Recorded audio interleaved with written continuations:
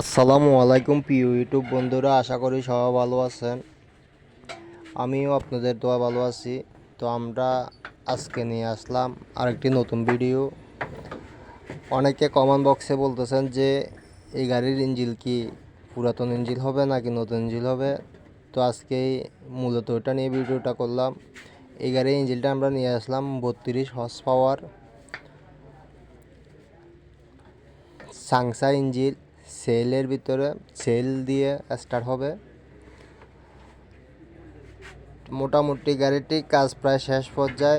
যারা আপনারা গাড়ি বান্ধার আগ্রহ আছেন, আমাদের নাম্বার দেওয়া থাকবে, নাম্বারে যোগাযোগ করতে পারবেন।